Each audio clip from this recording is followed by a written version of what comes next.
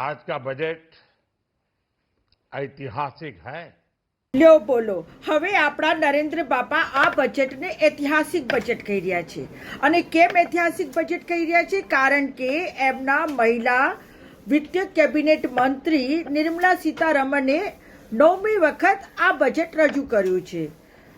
શું કહેવાનું હવે? પીએમઓ ઓફિસથી તમારું બજેટ લખાઈને આવી જાય અને તમે ભાષણ આપી દો અને જાણે કે તમે વિત્ત મંત્રી તરીકેનું કંઈક બજેટ રજૂ કર્યું છે એવું તમે સ્થાપિત કરવા માંગો છો.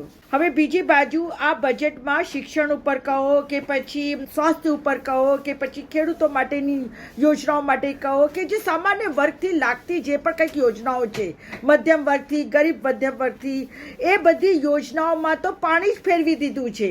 અને શિક્ષણમાં 6,701 કરોડ રૂપિયાની કપાત મૂકી દેવામાં આવી છે, જે કે શિક્ષણ સૌથી જરૂરી વસ્તુ હોય છે કોઈ પણ દેશના વિકાસ માટે. જ્યાં સુધી ત્યાંનું શિક્ષણ સમૃદ્ધ નહીં હોય અને ત્યાંના જે નાગરિકો શિક્ષિત નહીં હોય ત્યાં સુધી એ દેશ આગળ વધી જ ના શકે.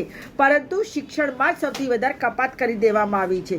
અને બીજી બાજુ જે SC ST OBC જે વિદ્યાર્થીઓ છે તેમની યોજનાઓમાં પણ ભારે કપાત કરી દેવામાં આવ્યું છે. હવે હું બતાવું કે પીએમઓ અનુસૂચિત જાતિ અભ્યુદય યોજનામાં પણ 890 કરોડનું કપાત કરી દેવામાં આવ્યું છે. જ્યારે કે શિડ્યુલ કાસ્ટ પોસ્ટ મેટ્રિક છાત્રવૃત્તિમાં 309 કરોડ રૂપિયાની કપાત કરી દેવામાં આવી છે. અને જે અનુસૂચિત જનજાતિ છે એટલે કે ST વિકાસ કાર્યક્રમોમાં 1,559 કરોડની કપાત કરી દેવામાં આવી છે.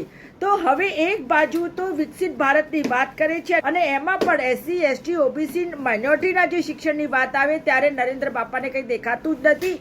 એમને ફક્ત ને ફક્ત પોતાના જે ઉદ્યોગપતિઓ છે ને એમના માટે જ બધું પધરાવી દે છે.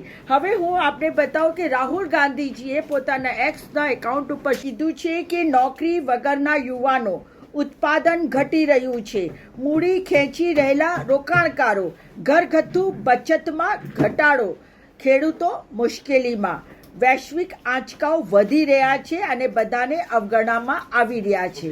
એક એવું બજેટ જે ભારતના વાસ્તવિક સંકટોથી અંત માર્ગ સુધારણા ઇનકાર કરે છે. તો જોયું આપે રાહુલ ગાંધીએ પણ આ બજેટની કેટલી ટીકા કરી છે. કડવું છે પણ સાચું છે.